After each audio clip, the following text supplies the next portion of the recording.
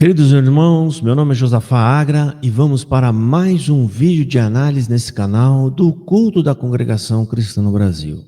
Nós vamos analisar o culto de ontem, onde quem esteve presente e atendeu este culto foi o ancião Hélio Bianco Baptista. E o tema principal desta análise que eu vou fazer hoje está na pregação. E o tema é: eles não sabem o que é a vida eterna. Eu vou abordar neste vídeo também os avisos do culto que foram passados à igreja e com eles mais 3 pequenos cortes com o tema principal. E o tema principal deste vídeo, desta análise de hoje, está na pregação. E o tema é: eles não sabem o que é vida eterna. Você vai ver isso, essa abordagem que eu vou fazer neste vídeo. Também eu vou fazer uma abordagem aqui sobre os avisos que foram passados à igreja no culto e 3 cortes da pregação e nesses 3 cortes o tema principal. Mas antes de entrar no assunto do vídeo, eu peço que você deixe o seu joinha para ajudar esse canal, verifique se a sua inscrição está ativa para que você não perca nenhum novo vídeo. Lembre-se, eu estou aqui para te ajudar a entender melhor o Evangelho de nosso Senhor Jesus Cristo. Não estou aqui para te afrontar, nem para te machucar, mas é para fazer com que você enxergue coisas que talvez você não esteja enxergando na congregação. Dito isso, vamos para o vídeo. Bem, eu tenho 2 observações para fazer nos recados que foram passados para a igreja no culto de ontem, do dia 19 de novembro. E o primeiro deles é quando o ancião Hélio Bianco fala que os anciões deliberaram. Os anciões deliberaram, né? Com essa fala, irmão, fica evidente que esses homens não são pastores, mas eles se comportam como executivos de uma empresa que se reúne não para falar sobre o evangelho ou para traçar estratégias de evangelização ou até mesmo para pensar em como vão dar conhecimento bíblico para a igreja. Não. Estes homens se reúnem para deliberar, como se fossem CEOs e executivos de uma grande empresa, apenas pensando em dar ordem aos seus subordinados. Portanto, essa ideia, e eles até gostam de usar esse tipo de palavreado, né? De os irmãos deliberaram, se reuniram para deliberar, né? Ou seja, dar ordem ali às pessoas, né? Trazerem novas diretrizes, e assim por diante. Mas eu nunca vi estes homens dizer nenhuma vez em todos esses anos, dizendo eles se reuniram para tratar sobre o evangelho ou para trazer novos planos de evangelização. Nunca. É apenas se reunindo, pensando em quantidade de membros que tomam a ceia e construção de igreja e pedir coleta. É a única coisa que eu vejo eles tratando nessas reuniões. Bom, e no minuto 15 horas e 25 minutos do culto, 15 horas e 25 minutos, veio o pedido de dinheiro. Mais uma vez, a petição de dinheiro. Isso eles nunca vão esquecer de fazer no culto. E esse mês, irmão, tem o pedido para a coleta a nível Brasil, por calamidade. Que inclusive o Salvador Bueno já havia pedido dinheiro por calamidade, mesmo antes da calamidade acontecer. Parece até que adivinhou. É a CCB fazendo aquilo que ela sabe fazer melhor do que muitas outras: pedir dinheiro ao povo. E hoje ela está super modernizada nisso, tá? Ou seja, só não dá quem não quer dar. Porque agora já tem Pix, cartão, débito, depósito em conta, na caixa da coleta, ou seja, o modelinho antigo nunca vai sair de linha, vai estar lá. Aquela caixa só vai acabar um dia que não existir mais o dinheiro, né? Mas, ou seja, todas as possibilidades de tirar o dinheiro do povo, eles já implementaram na congregação cristã no Brasil. Mas em se falar em coleta a nível Brasil por calamidade, irmão, eu acho que antes de pedir dinheiro, eles deveriam primeiro prestar conta do dinheiro que foi pedido na calamidade passada para o Rio Grande do Sul. Eles deveriam dizer antes ao povo, antes de começar a pedir novamente, quanto que arrecadaram, é o mínimo de informação que eles poderiam dar, e quanto eles mandaram para o Rio Grande do Sul. Porque nesse atual momento, ninguém sabe quanto foi arrecadado, nem quanto enviaram para o Rio Grande do Sul. Isso é uma informação super sigilosa. Agora a pergunta é, por que esconder essa informação do povo? Fazendo essas abordagens que foram do comunicados, agora vamos ao que interessa, que é a pregação. A pregação no culto da Congregação Cristã no Brasil, e não vamos esquecer que nenhum desses recortes tem o tema principal dessa análise, que é, eles não sabem o que é vida eterna. E antes do tema principal, irmão, tem esse momento em que Hélio Bianco está terminando de ler a leitura da Bíblia e simplesmente dá uma agonia, rapaz. Não estou fazendo críticas assim a ele, porque está além do controle dele, né? Mas parece que o homem está com a garganta carregada de secreção. Mas dá uma vontade de ir lá e bater nas costas dele para ver se ele cospe aquilo ali, que só por Deus fica difícil uma pessoa nessa condição atender o culto, ok? Ou seja, irmãos, tinha que ter um limite de idade para esses homens estarem ali, né? Porque às vezes vai chegando a idade, vai vindo problemas de saúde, às vezes não estão enxergando bem. Ele teve dificuldade nesse culto de ouvir, e ele mesmo disse em determinado momento, a gente vai ficando velho, a gente não vai, né? A gente não consegue ouvir bem. Ou seja, eles mesmos dão sinais de que já estão, de certa forma, debilitados para estar na frente do povo. Isso aqui é a minha opinião, ok? Mas eu quero que vocês vejam comigo se não dá uma agonia. Olha, presta atenção. Porque estou certo de que nem a morte, nem a vida, nem os anjos, nem os principados, nem as potestades, nem o presente, nem o porvir, nem a altura, nem a profundidade, nem alguma outra criatura nos poderá separar do amor de Deus que está em Cristo Jesus, nosso Senhor. Amém. Aleluia, aleluia. Glória ao Filho de Deus. Aleluia. Irmãos, irmãs. Irmão, ele nem conseguiu falar o amém direito. Parece que tem alguma coisa na boca, na garganta. Não sei se ele tem algum problema de saúde. Se tiver, espero que melhore, que resolva isso daí.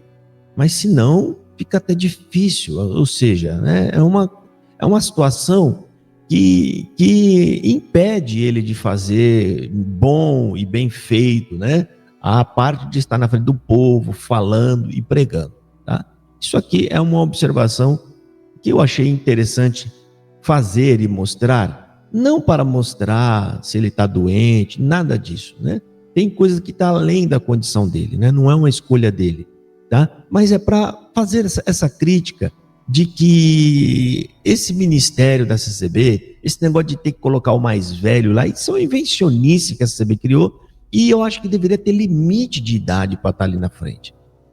Tem um limite de idade, igual tem no Supremo Tribunal. 75 anos, o homem é obrigado a se aposentar, ele tem que sair daquela cadeira, tá? Mas na CCB eles acham bonito, como tem lá o Paulinho do Paulista, que está num cadeirão infantil de bebê, lá porque o homem não quer largar o caixote vernizado de forma alguma. Eu acho que deveria, quando o Paulinho morrer, tirar aquela tribuna e colocar junto com ele, né? Você desmonta ela bonitinha, coloca as madeiras mais largas do lado, né? Ou embaixo do caixão, né? E as outras mais assim do lado, né? As travessas, os caibos que tiver, coloca perto dele e bota tudo junto, porque quem sabe Paulinho do Paulista saindo do outro lado, ele não consegue montar a tribuninha e carregar com ele para onde ele for, né?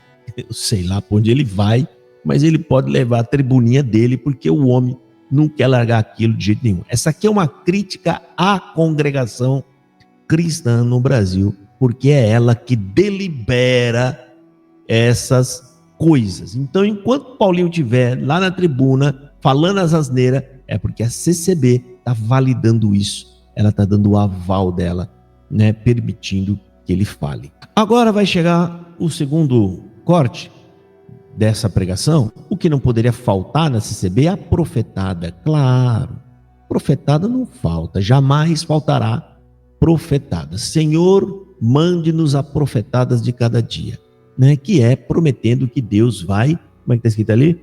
Uma porta se abrirá, uma porta vai se abrir na sua vida. Entenda que o CCBano, ele vai buscar, o próprio Senhor fala, você veio buscar essa palavra, essa resposta, né? Eles vão buscar respostas no culto da CCB para as coisas cotidianas da sua vida, seja enfermidade, né, ou algum problema de saúde, problema financeiro, problema no amor, problema nos negócios. É igual qualquer outra pessoa procura um cartomante, um cigano para ler a mão dele, né? Búzio, jogar tarô, qualquer coisa desse tipo, eles buscam isso para saber do dia de amanhã. E isso não tem nada a ver com o evangelho. A pregação, quando tem a base nisso, não tem nada a ver com uma pregação evangélica. Mas eu quero que vocês vejam, ouça a profetada. Depois dela, chega o nosso tema principal. Vamos ouvir. Por isto, irmão, irmã que pediu a palavra, está ouvindo esta palavra. Você não sabe como fazer na situação que se encontra. Você não vê porta de saída e nem escape, mas o Espírito de Deus que está em ti, Ele intercede por ti, e haverá, glória ao nome do Senhor, uma obra, uma porta que se abrirá, e você vai se recordar desta palavra. Irmão, se você colocar aquele barbante na cabeça da pessoa, é a mesma coisa. A resposta que você veio pedir, né? Parece que ele está lendo ali as cartas, assim, ó, você veio buscar essa resposta, e eu estou vendo aqui nas cartas que as coisas estão difíceis para você, mas eu estou vendo que uma porta está se abrindo na sua vida, e a pessoa do outro lado, fala mais, o que mais? O que é que você está vendo nessa carta? O que é? Calma, relaxa que eu estou vendo aqui, eu estou vendo que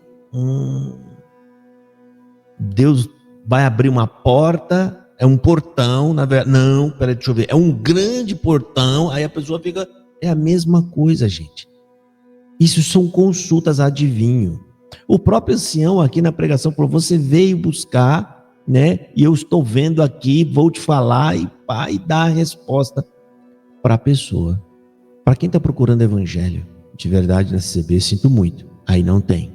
Você está procurando no lugar errado. Agora vamos entrar no tema principal dessa pregação. E o tema que eu coloquei para isso é, eles não sabem o que é vida eterna. Foi lido Romanos capítulo 8, simplesmente uma passagem incrível.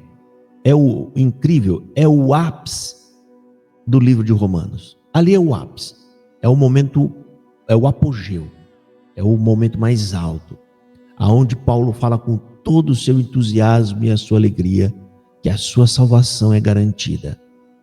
Presta atenção, a sua salvação é garantida. Já deu para você ter uma ideia, né? Como é que a CCB pode pregar Romanos 8, crendo em salvação por obra? Não faz o mínimo sentido.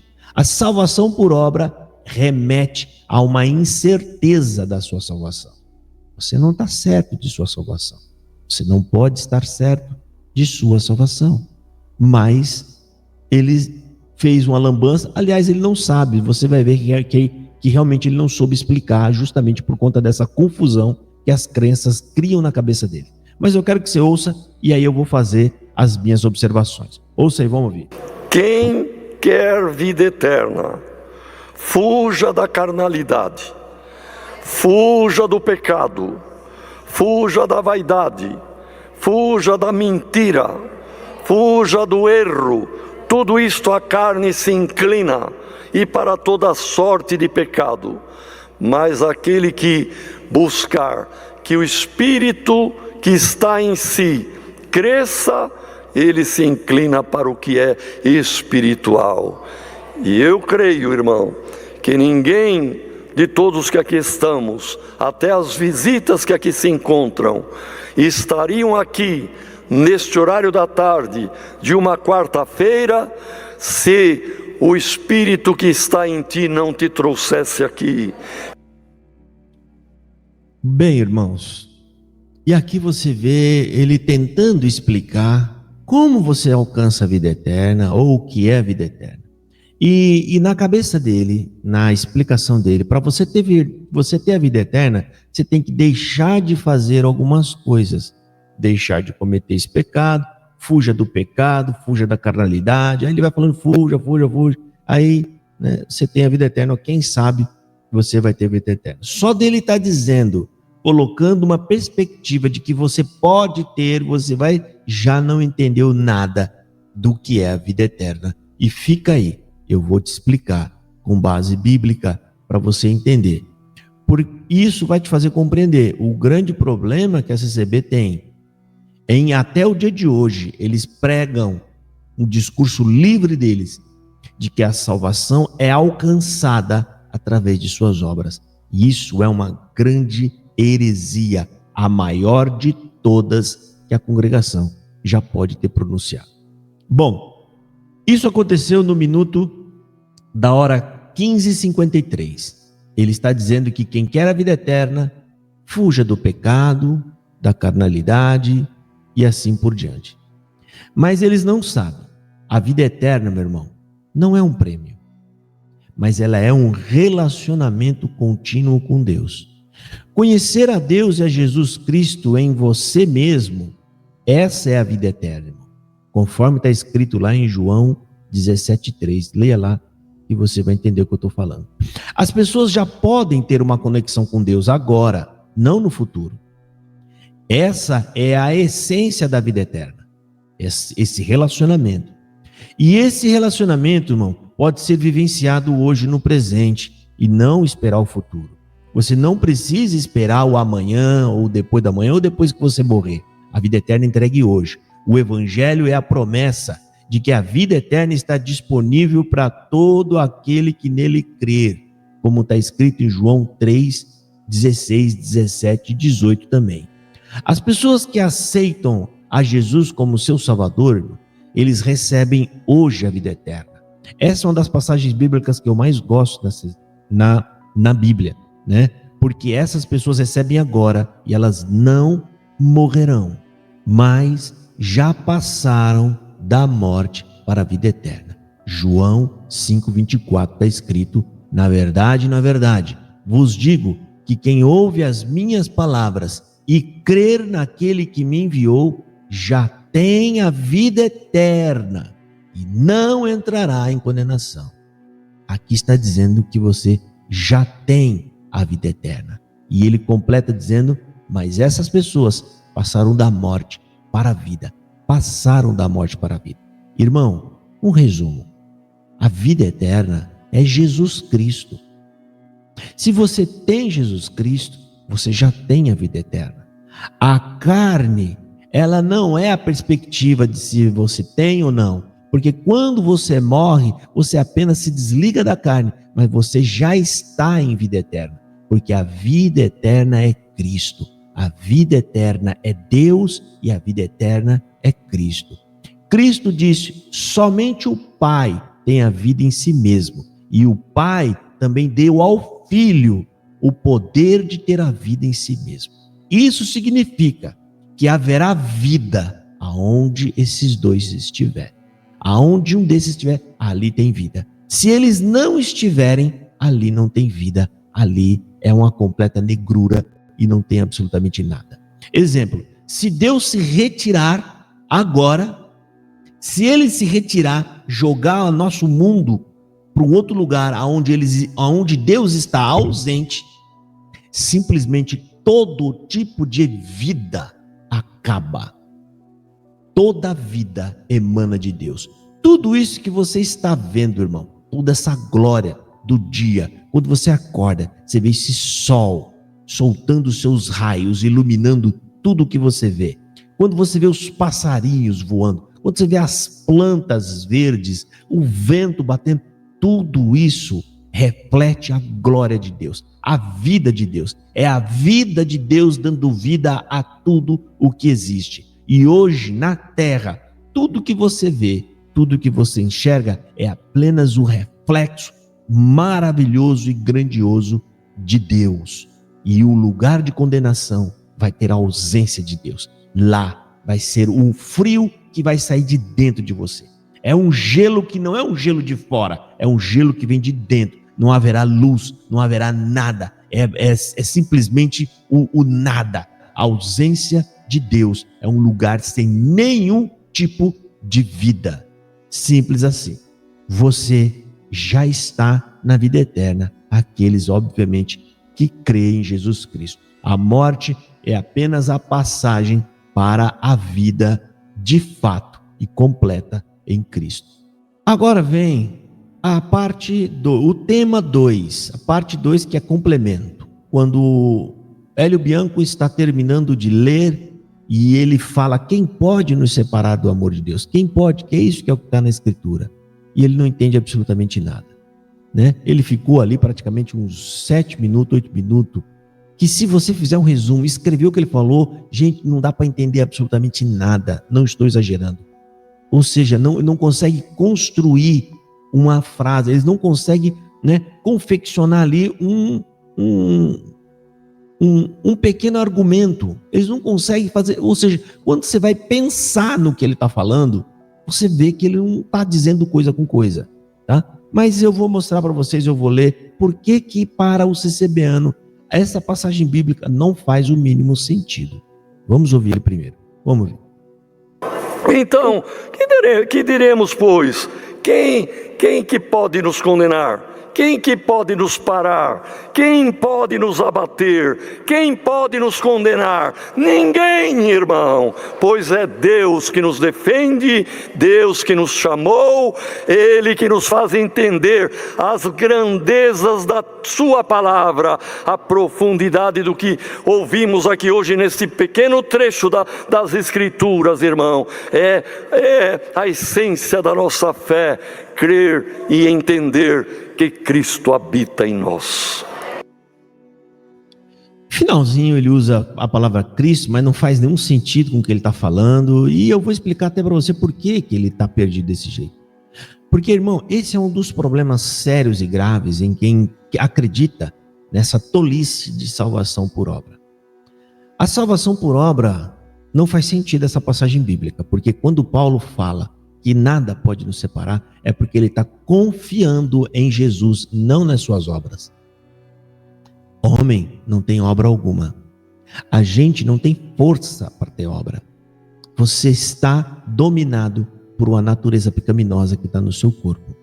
Inclusive, a parte que ele lê e ele não entende, que ele falou em determinado momento: Senhor, nós vamos ter um corpo glorioso igual de... Eles acham que eu vou ter um corpo igual de Jesus, como está descrito lá em Apocalipse, que tem um cabelo que é branco como a neve, olhos de fogo, pés de latão reluzente. Não é sobre isso o que a Bíblia fala quando nós teremos um corpo igual ao de Cristo. Quando o apóstolo está falando sobre isso, ele não está dizendo sobre essa gloriosa transformação. Ele está falando de um corpo sem pecado, de um corpo incorruptível, ou seja, um corpo que não se corrompe mais pelo pecado. É essa comparação que ele está fazendo. O corpo de Jesus sem pecado, incorruptível, e Deus nos dará um corpo igual ao dele, incorruptível, sem o pecado. Isso significa que Deus vai eliminar da sua igreja a natureza do pecado para sempre, de uma vez por todas. Quando a igreja ressuscitar, ressuscitará santa, sem pecado, pronta para entrar na presença de Deus. Porque nós só podemos entrar sem pecado, sem a natureza do pecado em nós. Porque os olhos maliciosos não entrarão no céu. Os olhos maliciosos não olharão a Deus. O sentimento enganoso não entra lá. O sentimento da mentira não entra lá. Do engano e de todo tipo de perversidade, ainda que seja apenas no sentimento, não entra mais, porque a natureza pecaminosa será eliminada de uma vez por todas. Portanto, quando eles estão lendo isso, não faz o mínimo sentido para vocês. Esse é um problema. Quem acredita, não, mas tem que ter a obra, quem fala essa tolice? não sabe o que é graça. A salvação por obra é o efeito contrário de graça. Salvação por obras foi aquilo que os judeus estavam buscando e lutando e não conseguiram.